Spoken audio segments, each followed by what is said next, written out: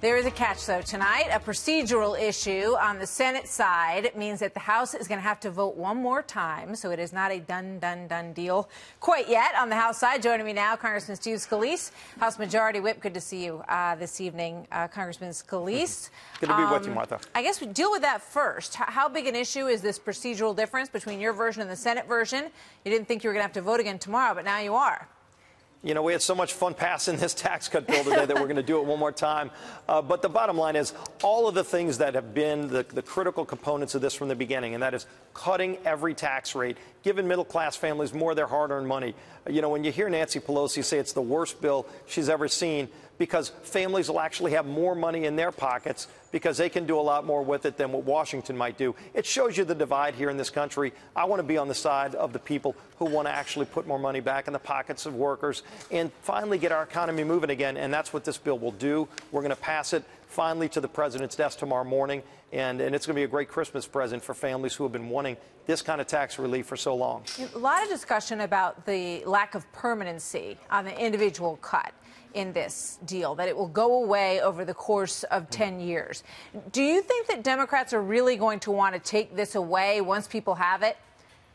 Yeah, I think once you see these kind of tax cuts get hold and people start spending that money in a lot better way, you start seeing the economy take off and you start seeing jobs get created by our small business owners who are also big winners in this bill. It's going to be hard for Democrats to take that away. And if you look at tax cuts in the past, because of Senate rules, they can't all be made permanent. But at the end of the day, I feel very confident we're going to ultimately be able to make them permanent, because you're going to see how well this economy does with this kind of tax relief for families and the simplification. Don't underestimate the power of simplifying the tax code in a way that under our bill, more than 90% of Americans will be able to do their taxes on a postcard. So those are all great components of the bill, making our country competitive, bringing all those jobs back that we've seen leave over the last decade. Tens of thousands of good high-paying jobs. Let's bring those jobs back. We do under our bill. So there was a report today, to go to sort of inter-office politics a little bit on the GOP side, that in the conference meeting, Paul Ryan said quite clearly, I am not leaving this job. And there was applause, I guess maybe a standing ovation. It was a standing ovation. Standing ovation. Absolutely. All right, so some people look at you and Kevin McCarthy and say, you know, is that a disappointment to you? Is this a job that you want? And do you believe that that you have a shot at it, or that Kevin McCarthy does? He didn't have the votes last time around. Well, Martha, I love the job I've got. I know Kevin loves the job he's got, and he's doing a great job.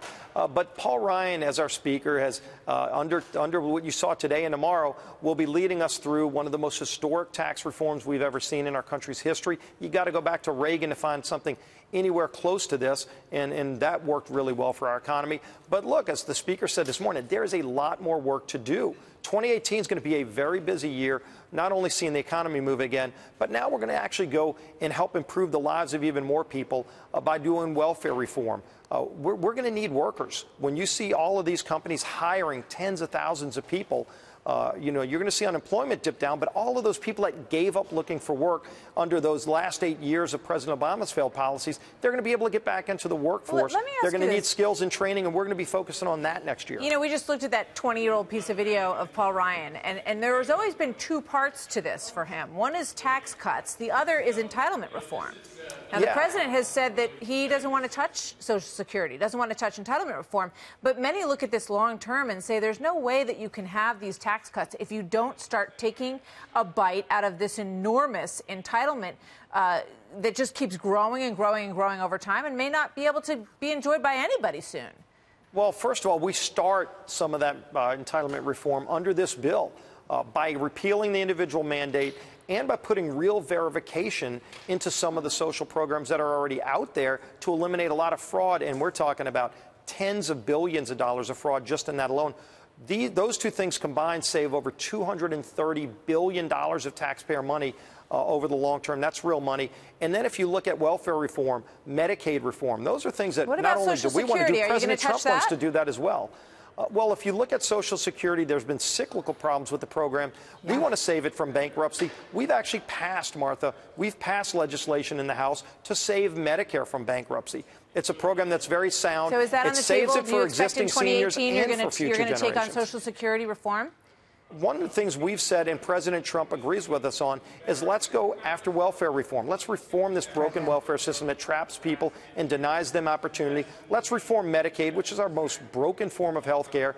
And if you start with those two, look at what you can do, not only to help people get more opportunities, but to save hundreds of billions of dollars in money that's right now not being spent the right way. So there's a lot of big things that we have ahead of us in 2018.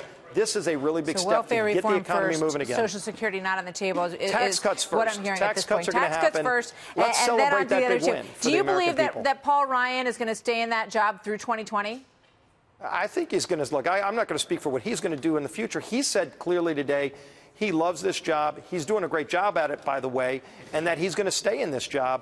And we all gave him a standing ovation because of what he's been doing to help lead us through some really tough times, but to lead us into some really good times ahead. And there are really good times ahead, working with a President Donald Trump who is so focused on getting this economy moving again and rebuilding the middle class that evaporated over the last decade. So let's celebrate big things. We're delivering big results for the American people. But why stop there? Let's keep doing more good things. All right. Congressman Steve Scalise, always good to talk to you, sir. Thank you very much. Great Merry being with you, Christmas Martha. to you if I don't see you beforehand. Merry Christmas. Thank you. Absolutely.